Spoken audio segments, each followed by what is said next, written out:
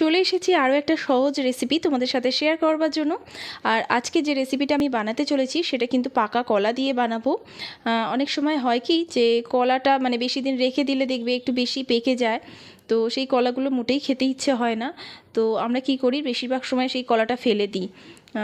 তো এরকম ফেলে না দিয়ে কিন্তু এরকম অনেক রেসিপি বানানো যায় সেই পাকা কলা দিয়ে, আর সেগুলো কিন্তু খেতেও খুব ভালো লাগে আর মনেই হয় না যে সেটা কলা দিয়ে বানানো। তো সেরকমই একটা পাকা কলার আমি রেসিপি নিয়ে চলে এসেছি। আর এই রেসিপিটা কিন্তু খুব ঝটপট হয়ে যায়, আর এটাও কিন্তু যে এর মধ্যে খুব কম উপকরণ লাগে।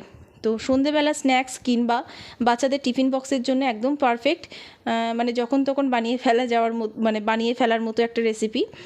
তো চলো দেখে নাও রেসিপিটা। আর হ্যাঁ, এটা কিন্তু বাচ্চাদের কাছে একটা লোভনীয় রেসিপি হতে চলেছে, আর তারা কিন্তু বুঝতেই পারবে না যে এটার মধ্যে কী আছে।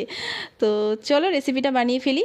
তো প্রথমে একটা কলা নিয়েছি, পাকা কলা, যেটাকে একটু চামচ দিয়ে আমি ম্যাশ করে নিয়েছি, আর যার মধ্যে আমি কয়েকটা উপকরণ অ্যাড করব, যার মধ্যে স্বাদ মতো নুন দিয়েছি, মিষ্টির জন্য চিনি, এলাচ গুঁড়ো দিয়েছি, একটু রোস্ট করা সাদা তিল দিয়েছি নারকেল কোড়া, আর এদিকে দিয়েছি আটার জায়গায় কিন্তু ময়দা ইউজ করা যেতে পারে, কিংবা আটা ময়দা দুটোই কিন্তু ইউজ করা যেতে পারে। তো সব কিছু ভালো করে মিশিয়ে নিয়েছি।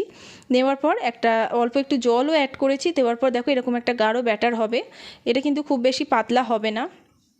তো এবারে অল্প একটু তেল গরম করে নেবো ফ্রাইং প্যানের মধ্যে, সামান্য একটু তেল গরম করে তার মধ্যে এরকম ছোট ছোট করে বলের মতো করে দিয়ে এটাকে জাস্ট মিডিয়াম টু লো ফ্লেমে এপিট ওপিট করে ভেজে নেব। খুব তাড়াতাড়ি হয়ে যায়, সময় বিশেষ লাগে না, মানে এরকম এক একটা ব্যাচ মোটামুটি 1 মিনিট মতোই ভাজতে লাগে, তো ঝটপটই হয়ে যায়।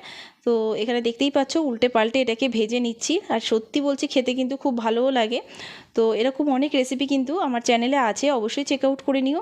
আর এই রেসিপিটা কেমন লাগলো সেটা কিন্তু জানাতে ভুলো না। তো আবার দেখা হবে নতুন কোনো রেসিপির সাথে। তো ততক্ষণের জন্য ভালো থেকো, সুস্থ থেকো, টাটা।